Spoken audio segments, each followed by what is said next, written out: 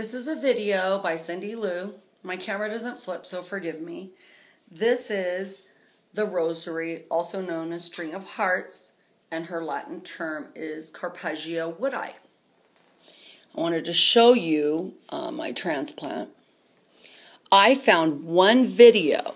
Now I want to go back in history and tell you. I seen this plant 26 years ago. Subsequently, every plant store I would go into, I would say it looks like this, it smells like this, it looks like that. And they would always show me string of pearls and all this other plant. But that's not the case. So I waited for 26 years to find this plant. All of a sudden get her, and she's extremely temperamental. I called her Rosita. And then she became 8 foot long. She put off purple flowers. She was very temperamental with her water. And then I began to use this product, which is an organic product, heavy nitrogen.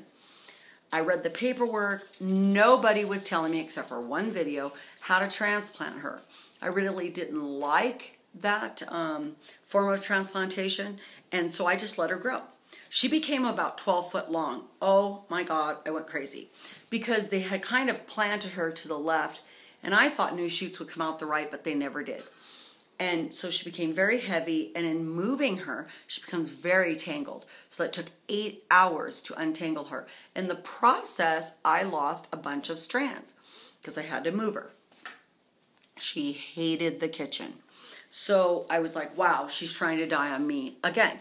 And she literally has about, like I said, 12-foot long plant. So where do you position the top part where everything can get touched? She also loves the sun, and she also likes sparing water. And so I give her a nice warm water every 3 to 4 days when she completely dries out, and she loves it.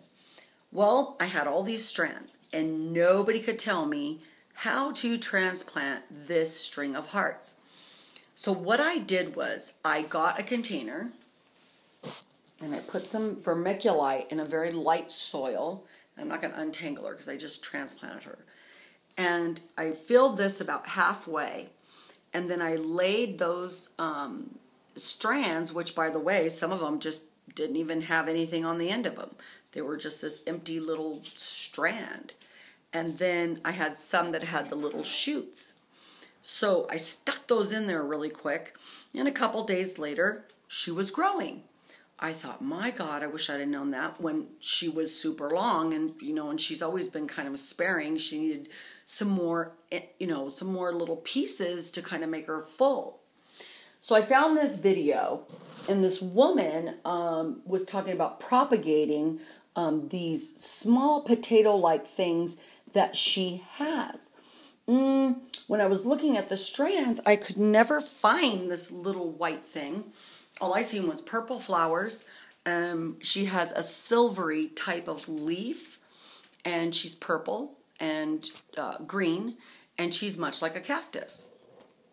So in these videos, one video, they introduced what I should do with her and how I should transplant her. So they would get the small little white, it looked like a potato to me, and they would stick it on top of soil, wet it, let it root, stick it in the plant or in soil. Oh, well, I didn't see any, so, I didn't know where they were. So there's 5 ways to propagate her. Now I know. Like I said, I had paperwork and everything. It didn't explain, how to do this. I stuck those strands in the soil, and she began to thrive. I was very shocked. I couldn't believe it because I could have trimmed her a long time ago when she was 12 foot long and just started a new plant and then stuck that new shoot into the center so she would be fuller. And I call it her hair because it actually looks like hair, and it gets very tangled. Don't ever tangle her. You'll find yourself wanting. There's another way to root her, and that's in a tray. What I did was I got vermiculite, and I got a very light soil. I use an organic soil. I don't know what you're using. And, if you're using Miracle-Gro, I'm sure that would work. And it's a very light soil. It has a lot of vermiculite, perlite, dolomite, it has everything in it. And you make it very shallow. And you lay those strands, into this system. And then you spray it and wait till the roots are there. Then once the roots are there, you can transplant this into another pot. So I actually have 3 methods going. I have broken strands stuck in the soil. They did well. I have strands that had a little sprout on them, which was a new petal. Stuck those in there. It grew. Now I'm doing the tray method, and in all properties, it should work. Sorry about the light. Also, she loves grow lights. I had stuck this plant that I was trying to transplant and find a way to do it, and I stuck her by a dome light, and she loved it. So, and these are strong, this product's called Sun Blaster. She loved it. And she actually propagated off the leaf, which I had never seen her do. Also, there's a 4th method. She grows purple flowers on her strand. I cannot tell you how many of these I've vacuumed off the floor, swept, never knew there was a seed inside that flower.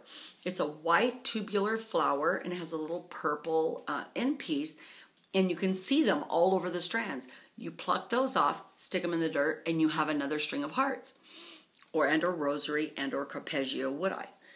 This is the way to do it. There's 1, 2, 3, 4 ways of transplantation. Now these other 2 I put in the black ones, that's going to be a separate plant in itself. And then when it begins to flower, I'll stick those in the center to create that fullness. Also, if you find any flowers, stick them in your sparing flower that just has strands all randomly placed. Stick those flowers in between and you'll get another plant, instead of having to dig for that little white potato looking thing. That way you don't jeopardize your plant. So because I couldn't really find information, the paperwork didn't tell me propagation, I couldn't find any YouTube videos to explain what this plant did, and nobody did tell me. I've learned by trial and error. You can transplant her, you can stick the end of her without any sprout, stick it in the soil, and water it just like you would your plant, and except let her dry in between. She likes warm water, she likes nitrogen, and you can put those strands that break off into a tray. You can collect the purple flowers and stick those in a pot and have another houseplant.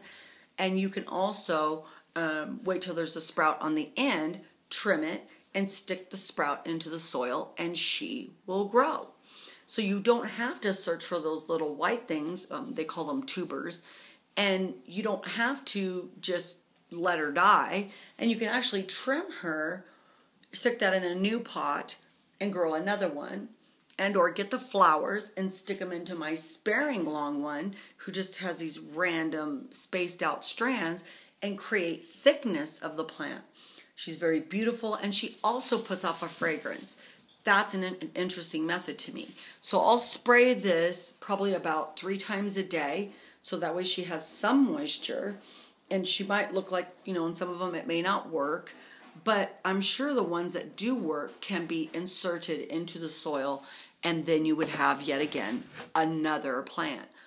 So this is my spin on the string of hearts, rosary, cerpeggio woodii. This is the way to do it cheaply and effectively. If you do it with vermiculite, she will respond. She likes that nutrition. When you water her, use warm. Space your watering out. Let her dry. It feels very strange. It's very dry. And then gently water her with some warm water and fertilizer, and she goes crazy. This is my YouTube video, and I hope that it helps you learn to transplant this plant and to take care of it, and to know the methods of transplantation, propagation, and what this plant is all about. So have a great day. This is Cindy Lou on houseplants. The next one's going to be the lipstick Hawaiian, and I'll post that also on how to transplant. So have a great day, and I hope it helped.